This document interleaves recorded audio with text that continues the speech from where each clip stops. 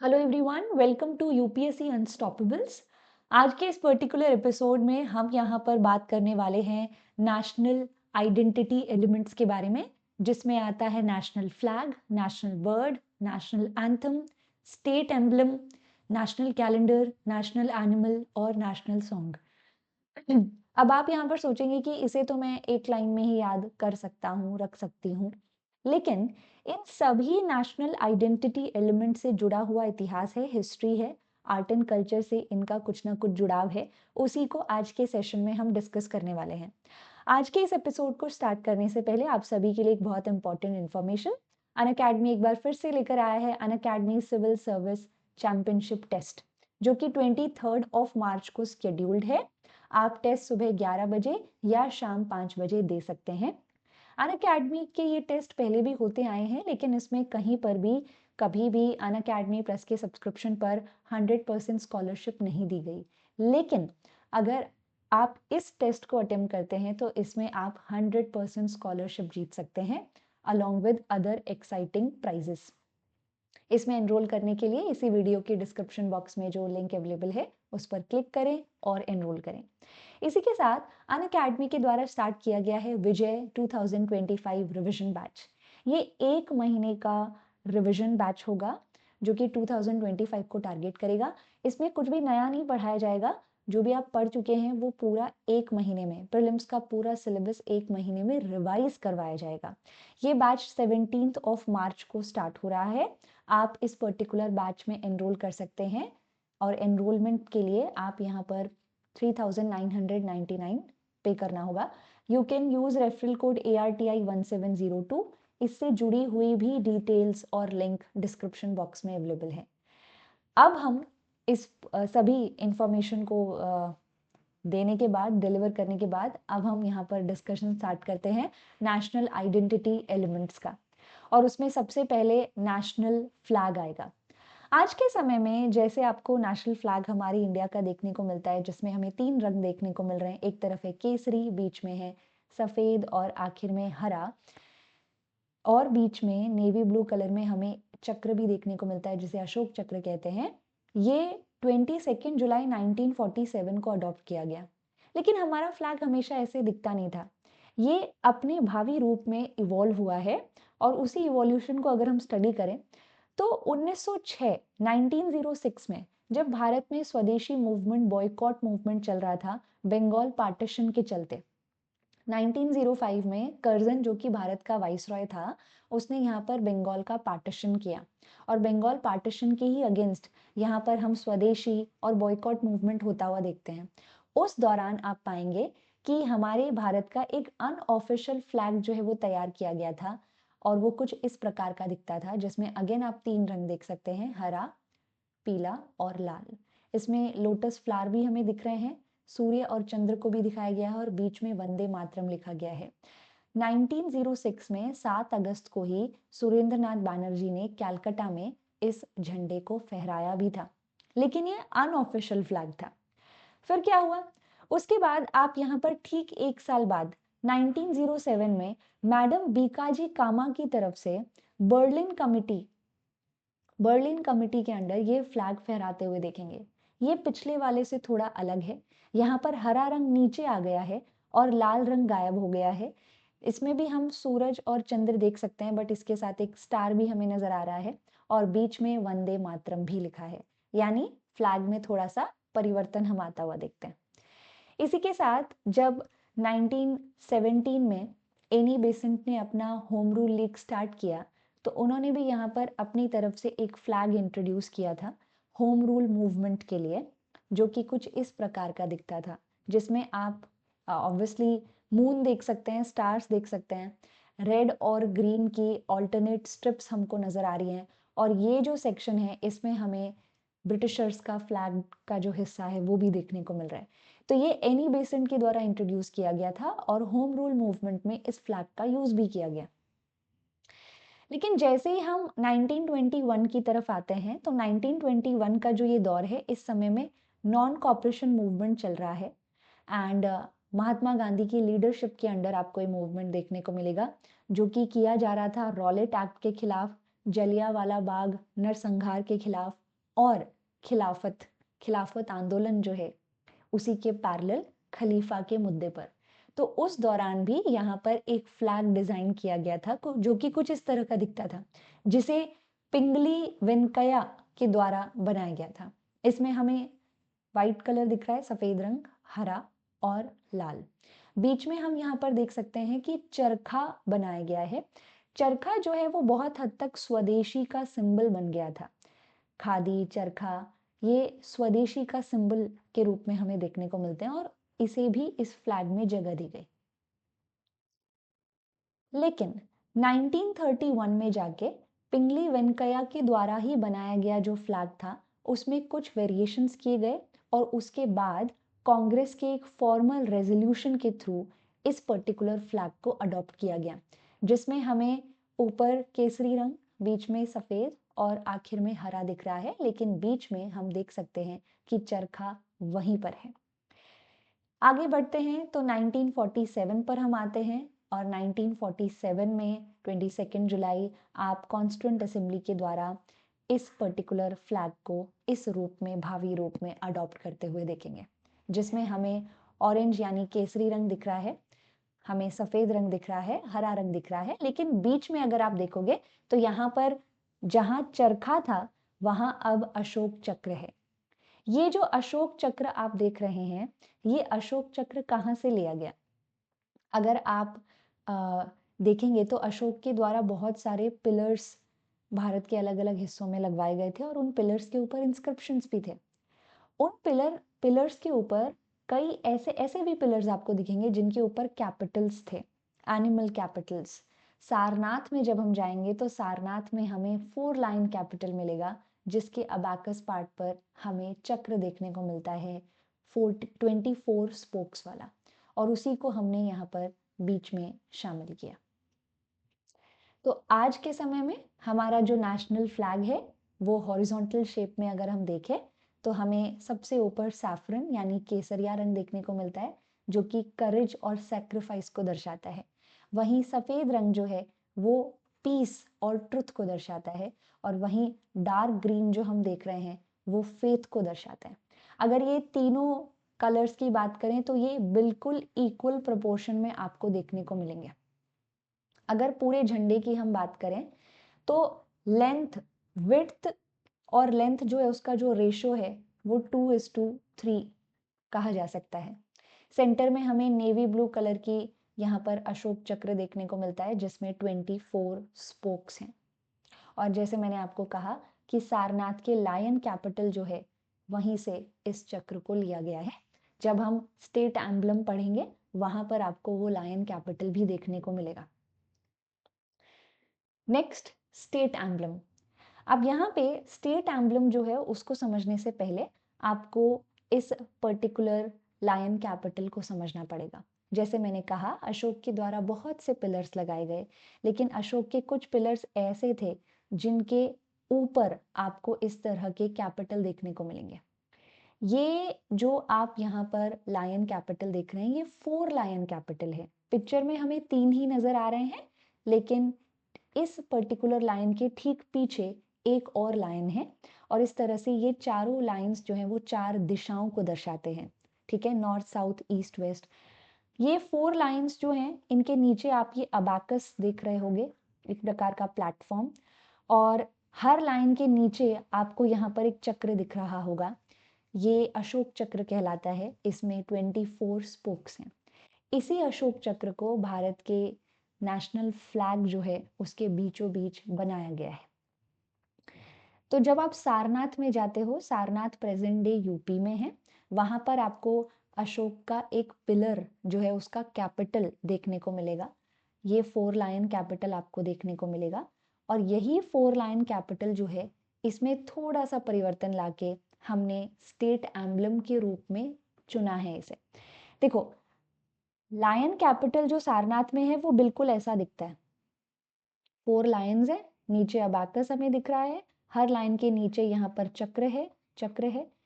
2 consecutive चक्र जो है उनके बीच में आपको एक जानवर चलता या भागता हुआ नजर आएगा। जैसे यहाँ पर आप देख सकते हैं, यहाँ पर हमें हॉर्स नजर आ रहा है और यहाँ पर हमें बुल नजर आ रहा है। लेकिन 4 लायन हैं, हर एक के नीचे 4 चक्र हैं, तो 4 चक्र हैं, इसका मतलब 2 कॉन्सिक्यूटिव चक्र जो हैं उनके बीच में भी जानवर हैं। सो देर आर टोटल 4 एनिमल्स जो कि इस अबाकस वाले पार्ट में दिखाए गए हैं। इसमें हमें हॉर्स दिख रहा है, इसमें हमें बुल दिख रहा है, बट अलॉन्ग विद दैट आपको एलिफेंट भी देखने को मिलेगा। आपको यहाँ पर एलिफेंट जो है वो भी देखने को मिलता है और लायन भी देखने को मिलता है। तो एलिफेंट है, हॉर्स है, बुल है, लायन है, ये 4 जानवर हम इस हिस्से पर देखते हैं। और इसके ठीक नीचे आप यहाँ पर इन्वर्टेड ऐसा लोटस कैपिटल भी देख सकते हो। तो ये तो सारनाथ में अशोक के द्वारा जो पिलर लगाया गया उसके ऊपर का कैपिटल है। क्या हमने इसको एज इट इज तरीके से हमारे नेशनल या स्टेट एम्बलम के रूप में चुना है? नहीं। हमारा जो स्टेट एम्बलम है वो ये है, और ये जो स्टेट एम्बलम है इसमें अगर आप ध्यान देंगे तो इसमें ये लोटस कैपिटल नहीं है, और तो और इस स्टेट एम्बलम के ठीक नीचे यहाँ पर सत्यमेव जयते भी लिखा है। तो स्टेट एम्बलम हमारा ये है जिसमें लोटस कैपिटल जो है उसको ओमिट किया गया है और नीचे सत्यमेव जयते लिखा गया है। अब हम इस पे थोड़ी सी चर्चा कर सकते हैं। तो स्टेट एम्बलम हमने कहाँ से चुना? सारनाथ लायन कैपिटल जो अशोक का है हमने वहां से चुना है। 4 लायंस हैं स्टैंडिंग बैक टू बैक, एक अबाकस के ऊपर है। उस अबाकस पर आपको यहाँ पर 4 अशोक चक्र देखने को मिलेंगे और 2 कॉन्सिक्यूटिव अशोक चक्र के बीच में आपको एनिमल्स दिख रहे हैं जैसे elephant, horse, bull and lion. ये पूरा का पूरा जो हम यहाँ पे सारनाथ में लायन कैपिटल देख रहे हैं, ये लायन कैपिटल कैसा है? ये सिंगल स्टोन यानी मोनोलिथिक है ये। ओके, ये जो नेशनल एम्बलम आप यहाँ देख रहे हैं, ये नेशनल एम्बलम 26 जनवरी 1950 को भारत सरकार के द्वारा अडॉप्ट किया गया था। और इसके नीचे जो सत्यमेव जयते यानी सत्य की ही हमेशा जीत होती है, इसे मुंडक उपनिषद से लिया गया है। याद रखें, यहाँ पे हमेशा जो नीचे सत्यमेव जयते लिखा जाता है वो देवनागरी स्क्रिप्ट में होना चाहिए। मैं आपको वापस कह रही हूँ, अशोक का जो सारनाथ लायन कैपिटल है उसको as it is state emblem के रूप में नहीं चुना गया, उसमें से कुछ चीजें हटाई भी गई हैं, जैसे कि लोटस, इन्वर्टेड लोटस जो था वो हटाया गया है और उसके नीचे देवनागरी स्क्रिप्ट में सत्यमेव जयते हैं। तो ये है हमारे इंडिया का स्टेट एम्बलम। आगे बढ़ते हुए हम पहुंचते हैं नेशनल एंथम की तरफ। हम बचपन से पढ़ते आ रहे हैं, रविंद्रनाथ टैगोर जो है उनके द्वारा हमारे भारत का नेशनल एंथम यहाँ पर लिखा गया, जो ओरिजिनली बंगाली भाषा में लिखा गया था, लेकिन उसको हिंदी में ट्रांसलेट करने के बाद कॉन्स्टिट्यूएंट असेंबली जो है उसने 24 जनवरी 1950 को इसे चुना, अडॉप्ट किया एक तरीके से। तो क्या ये पहले एग्जिस्ट नहीं करता था? ऑब्वियसली आप यहाँ पर देखोगे तो जिस समय भारत में anti partition movement Bengal partition के खिलाफ हो रहा था, स्वदेशी मूवमेंट, बॉयकॉट मूवमेंट हो रहा था, उस समय में रविंद्रनाथ टैगोर एक्टिव थे। उनकी पोइट्री जो है वो भी यहाँ पर नेशनलिज्म की भावना को बहुत ज़्यादा पुश कर रही थी उस दौरान। तो ये उसी दौरान लिखा गया है, बल्कि इसे तो 27 ऑफ दिसंबर 1911 में पहली बार कैलकाटा सेशन में गाया भी गया था। लेकिन जब आज़ाद भारत की हम बात करते हैं तो आज़ाद भारत जो है वो यहाँ पर 24 जनवरी 1950 को इसे नेशनल एम्बलम के रूप में चुन रहा है। अगर हम नेशनल एंथम के फुल वर्जन के गायन की बात करें तो इट टेक्स अप्रोक्सीमेटली 52 सेकेंड्स इसको कंप्लीट करने में। नेशनल एंथम मैं इसे गाकर तो आपको नहीं सुनाऊंगी, लेकिन क्योंकि कुछ छोटे छोटे रूल्स आपको यहाँ पर देखने को मिलते हैं कि इसे खुली हवा में नीचे खड़े होके स्टैंडिंग पोजीशन में गाया जाना चाहिए, लेकिन आप इसे पॉज करके ज़रूर रीड कर सकते हैं। फिर है नेशनल सॉन्ग। नेशनल सॉन्ग हमारे भारत का है वंदे मातरम। ये संस्कृत भाषा में कंपोज किया गया था बंकिम चंद्र चटर्जी के द्वारा। इसे जनगण मन के बराबर ही इम्पोर्टेंस दी गई, लेकिन बाद में इसे नेशनल सॉन्ग के रूप में अडॉप्ट किया गया और जनगण मन को यहाँ पर नेशनल एंथम के रूप में। ये भी यहाँ पर पहली बार 1896 के कांग्रेस के सेशन में गाया गया था, वंदे मातरम। और इसी वंदे मातरम के नारे जब बंगाल पार्टीशन के खिलाफ स्वदेशी एंड बॉयकॉट मूवमेंट चल रहा था, उस समय भी लगाए गए थे। अगर हम इसके ट्रांसलेशन को देखें तो ये वंदे मातरम तो संस्कृत भाषा में है ओरिजिनली, लेकिन इसका इंग्लिश ट्रांसलेशन यहाँ पर औरोबिंदो घोष के द्वारा किया गया है, जिसमें वो यहाँ पर कह रहे हैं कि हम यहाँ पर वंदना करते हैं, हम यहाँ पर झुकते हैं मदर अर्थ के सामने, जो रिचली वाटर्ड है, रिचली फ्रूटेड है, यहाँ पर दक्षिण से आने वाली हवाओं से ठंडी है और क्रॉप से लबालब है। ऐसी माता के आगे हम झुककर प्रणाम करते हैं। ये पूरा का पूरा ट्रांसलेशन यहाँ पर श्री औरोबिंदो घोष के द्वारा किया गया। इंटरेस्टिंगली श्री औरोबिंदो घोष जो हैं वो भी यहाँ पर इसी दौरान स्वदेशी बॉयकॉट मूवमेंट के दौरान एक्टिव नजर आते हैं और वो एक एक्सट्रीमिस्ट लीडर थे। वो जब यहाँ पर स्वराज की बात करते थे तो उनके लिए स्वराज का मतलब पूर्ण स्वराज यानी कंप्लीट इंडिपेंडेंस था। नेक्स्ट बारी आती है हमारे भारत के नेशनल कैलेंडर की। देखिए, अगर मैं यहाँ पर देखूं तो हमारा भारत कितना डाइवर्स है। यहाँ पर अलग अलग रिलीजन, अलग अलग एथनिक ग्रुप्स यहाँ पे रहते हैं, रिलीजन के लोग रहते हैं। तो हमें एक ऐसे कैलेंडर की खोज थी जो कि क्या कर सके, जो कि यहाँ पर हर किसी के द्वारा फॉलो किया जा सके। नाउ इंटरेस्टिंग बात यह है कि अगर हम यहाँ पर हमारे भारत के अलग अलग कैलेंडर्स की बात करें तो हमारे भारत में बहुत सारे कैलेंडर्स विद टाइम इंट्रोड्यूस हुए, लेकिन उन्हें नेशनल कैलेंडर के रूप में चुना जा सकता है या नहीं, ये एक सवाल था। तो आप क्या देखोगे, हम यहाँ पर ब्रिटिश रूल के अंडर ग्रिगोरियन कैलेंडर फॉलो कर रहे थे। अब इन कैलेंडर्स में क्या फर्क होता है, इसको थोड़ा सा यहाँ पे जानने की कोशिश करते हैं।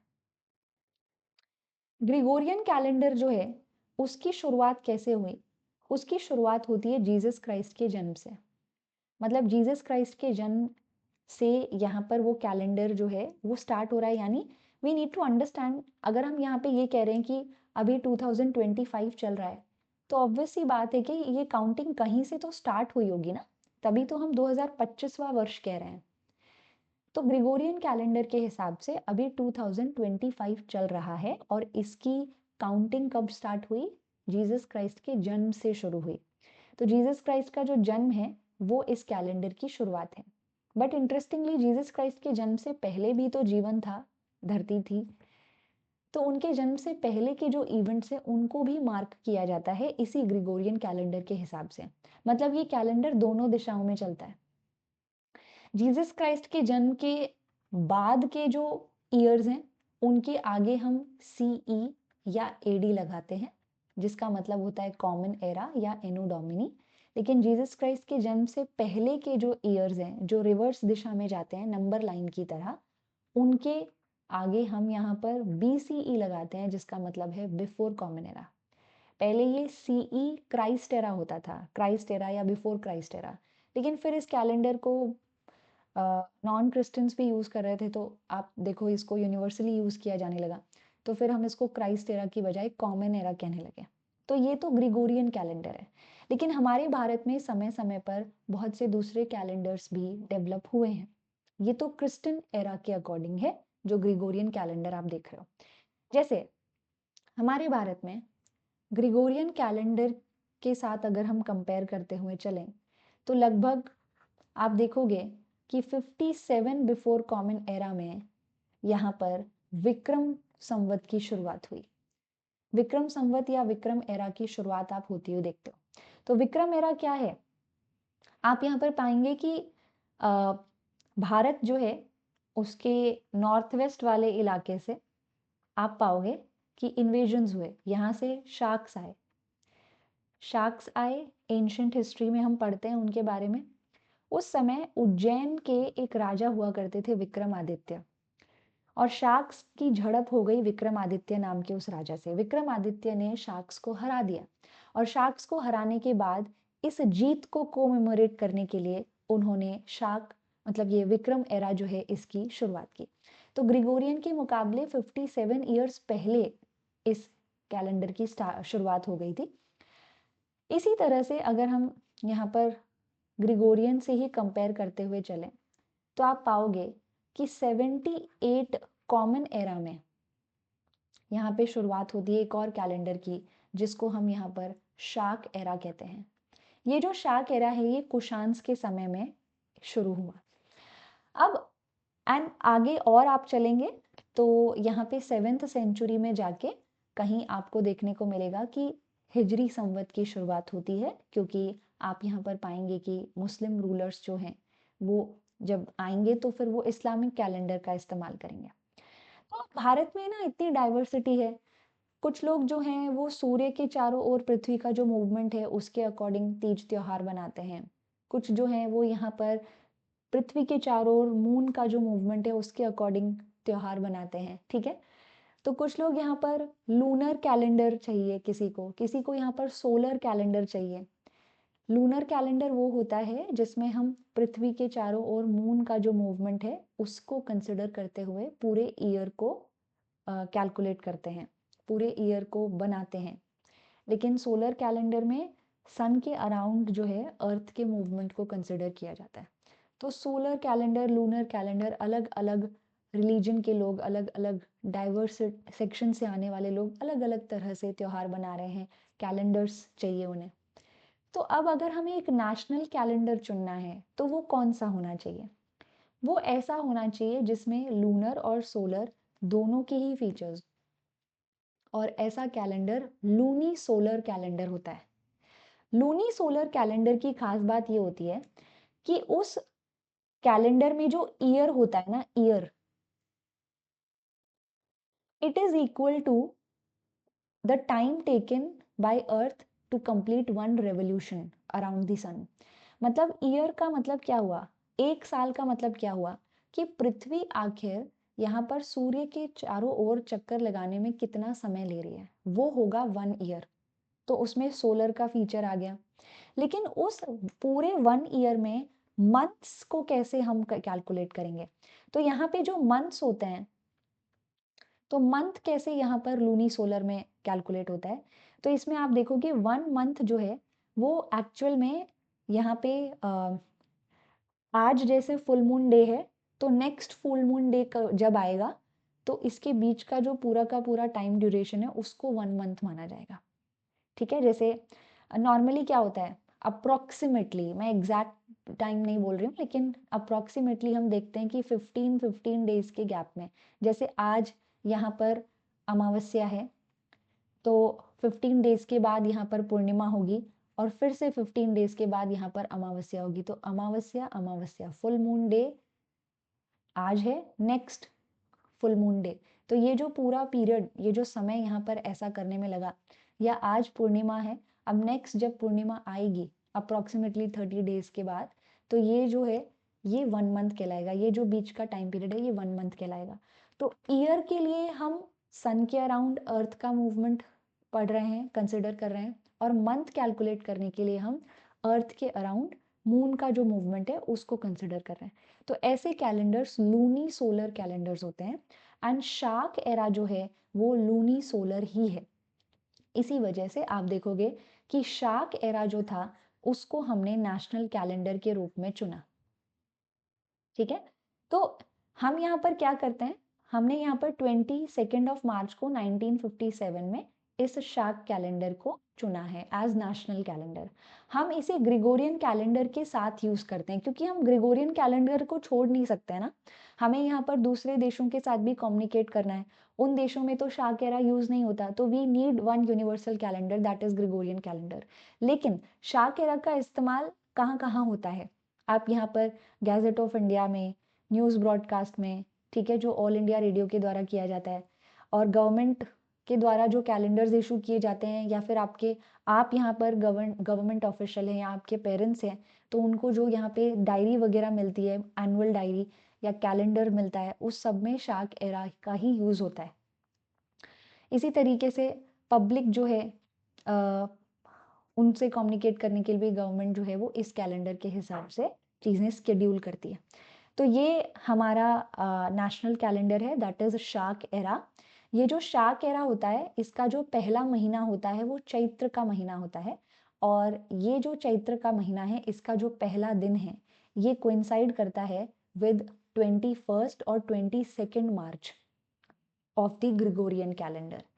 तो 22 या 21 को नॉर्मली यहाँ पे शार्क एरा के हिसाब से न्यू ईयर होता है, उस दिन न्यू ईयर होता है। और आपने देखा भी होगा कि भारत के अलग अलग हिस्सों में यहाँ पर उसको सेलिब्रेट भी किया जाता है अलग अलग नामों से, जैसे महाराष्ट्र में गुड़ी पाड़वा, ऐसे करके आप देखोगे। तो ये शार्क एरा है, ये नेशनल कैलेंडर है भारत का। फिर हम चलते हैं तो आगे हमें देखने को मिलता है नेशनल एनिमल। नेशनल एनिमल कौन है हमारे भारत में, क्या मतलब किस जानवर को नेशनल एनिमल माना गया है? तो यहाँ आप देखेंगे पैंथेरा टिग्रिस, ये थोड़ा साइंटिफिक नाम हो गया, लेकिन हम यहाँ पर रॉयल बंगाल टाइगर्स की बात कर रहे हैं, जिसे नेशनल एनिमल माना गया। कब ऑफिशियली कब? तो आप देखोगे कि 1973 में यहाँ पर प्रोजेक्ट टाइगर लॉन्च हुआ था, टाइगर्स को प्रोटेक्ट करने के लिए, बचाने के लिए। एंड इसी प्रोजेक्ट टाइगर के लॉन्च के साथ नेशनल एनिमल के रूप में रॉयल बंगाल टाइगर्स को चुना गया। आज के समय में अगर नॉर्थ वेस्ट रीजन, राजस्थान वाला एरिया अगर हम छोड़ दें, तो आपको भारत के काफ़ी हिस्सों में रॉयल बंगाल टाइगर देखने को मिलेंगे। इसी के साथ नेशनल बर्ड जो है, उसके रूप में हमने पिकॉक को चुना है, जिसे 1 फरवरी 1963 को officially national bird of India के रूप में डिक्लेयर किया गया था। कुछ और भी ऐसे ही नेशनल आइडेंटिटी एलिमेंट्स हैं, जैसे कि नेशनल हेरिटेज एनिमल के रूप में एलिफेंट। एलिफेंट जो है वो लार्जेस्ट टेरेस्ट्रियल मैमल है इंडिया में। देखो, टेरेस्ट्रियल का मतलब लैंड पे रहने वाला, मैमल जिनके पास मैमरी ग्लैंड होते हैं, जो कि एग्स ले नहीं करते बल्कि बच्चों को जन्म देते हैं यहाँ पे, जैसे कि ह्यूमंस आर ऑल्सो मैमल्स।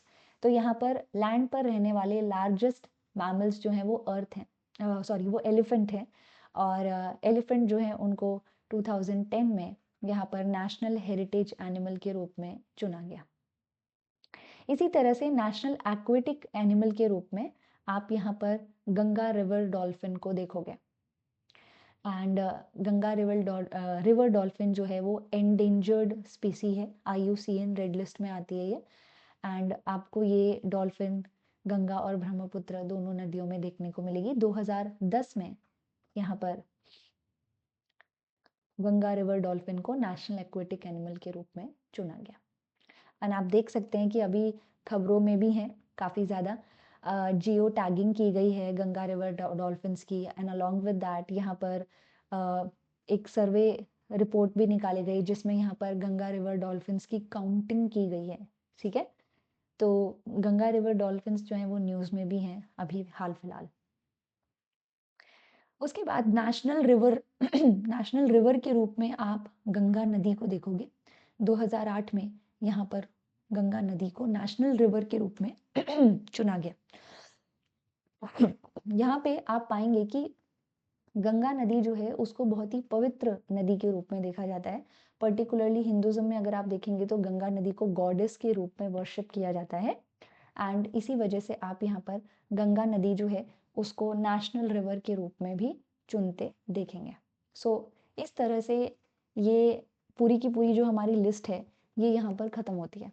पर मेरा आप सभी से एक सवाल है, आपने नोटिस किया होगा कि इस पूरी लिस्ट में मैंने लोटस का जिक्र नहीं किया है as national flower of India, या फिर हॉकी के बारे में हमने बात नहीं की as national sports of India.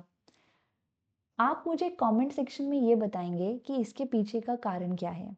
मेरी इस लिस्ट में लोटस और हॉकी क्यों नहीं है, जबकि बचपन से हम उन्हें भी नेशनल आइडेंटिटी एलिमेंट्स के रूप में पढ़ते आ रहे हैं। तो इसके बारे में आप मुझे कमेंट सेक्शन में ज़रूर बताएं। एंड आज के इस पर्टिकुलर एपिसोड में हमने यहाँ पर नेशनल आइडेंटिटी एलिमेंट और उसका कनेक्शन हिस्ट्री से कैसे है, आर्ट कल्चर से कैसे है, उसको समझने की कोशिश की। सो आई होप ये छोटा सा एपिसोड आपको पसंद आया होगा। नेक्स्ट सेशन में हम ऐसे ही एक इंटरेस्टिंग टॉपिक के साथ आएंगे। So thank you so much and take care.